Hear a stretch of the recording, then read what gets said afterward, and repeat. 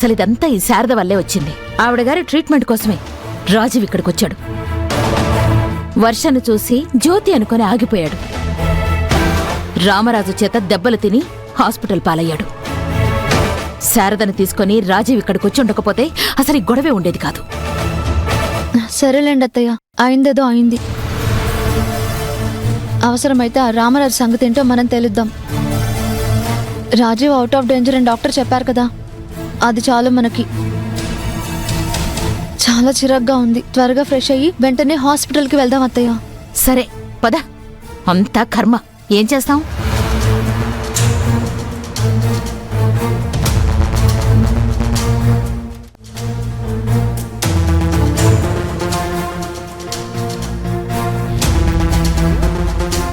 ఈ శారదమ్మ ఎక్కడికి పోయింది, కనిపించట్లేదే.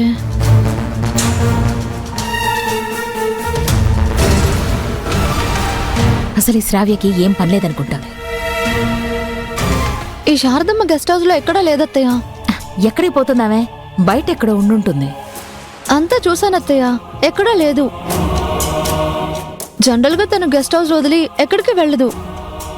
పోతే పోయిందిలే శ్రావ్య, తిరిగి రాకపోతే అదే 10,000. పీడ విరగడైపోతుంది. అసలే తన పరిస్థితి బాగోలేదత్తయ్య, ఎటు వెళ్ళిందో ఏంటో. శారదమ్మా, శారదమ్మా, శారదమ్మా, శారదమ్మా. పిల్లలు ఒకసారి ఇలా రామ్మా. ఏంటక్క? ఈ గెస్ట్ హౌస్ లో ఉంటారు కదా శారదమ్మ, తనని మీరు ఏమైనా చూసారా? ఇప్పుడే బయటికి వెళ్ళారక్క. ఎక్కడికి వెళ్ళారు? తెలీదక్క. సరే నువ్వు వెళ్ళి ఆడుకోపో. సరే అక్క.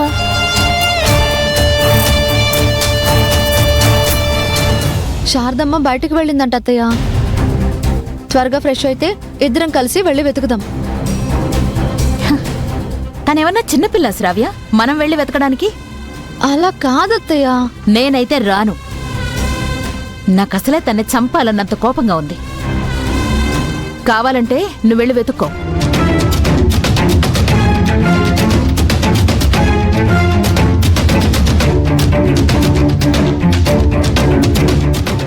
శారదమ్మ ఉంటేనే తను వర్షాన జ్యోతినా అని తెలుసుకోవడానికి వీలు పడుతుంది. అది నిజంగా వర్ష అయితే నాకేం ప్రాబ్లం లేదు. జ్యోతి గనక అయితే లాయర్ గారు చెప్పినట్టు జ్యోతికి తనకి ఏ సంబంధం లేదని పేపర్స్ మీద సైన్ చేయించి అడ్డు తొలగించుకోవాలి. అందుకోసం శారదమ్మ అవసరం ఎంతైనా ఉంది.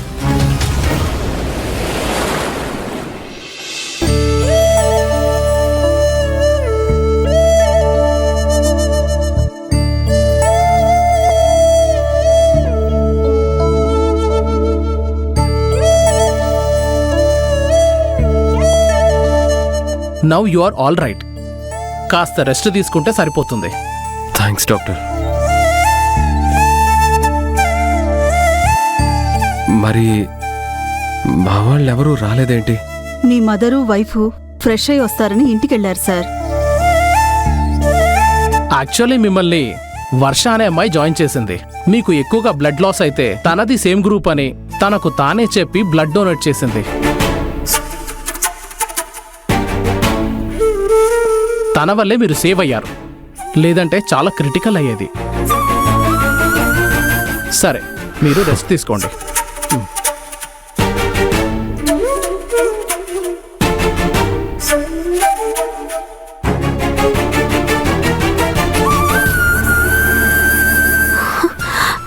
దొరబాబుకి ఎలా ఉందో ఏంటో. లోపలికెళ్ళి చూడొచ్చు మేడం.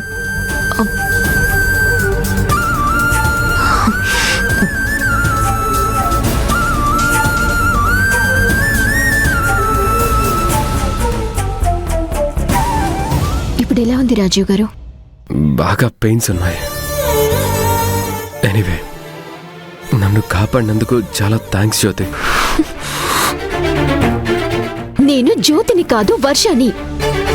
లేదు, నువ్వు నా జ్యోతివే. నువ్వు నా జ్యోతివి కాకపోతే నా బ్లడ్ గ్రూప్ నీకెలా తెలుసు జ్యోతి?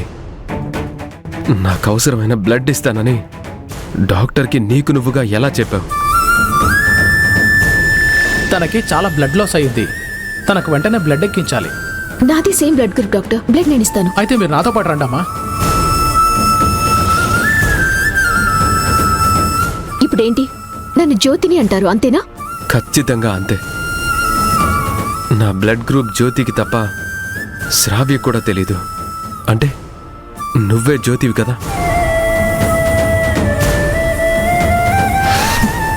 చూడండి, దీంట్లో క్లియర్గా చూడండి. దీంట్లో మీ బ్లడ్ గ్రూప్ రాసుంది. ఇది రాసేటప్పుడు నేను ఇక్కడే ఉన్నాను, చూశాను. అది గుర్తు పెట్టుకుని డాక్టర్కి చెప్పాను. అయినా సాటి మనిషిగా మిమ్మల్ని కాపాడటం నా తప్పైనట్టుంది.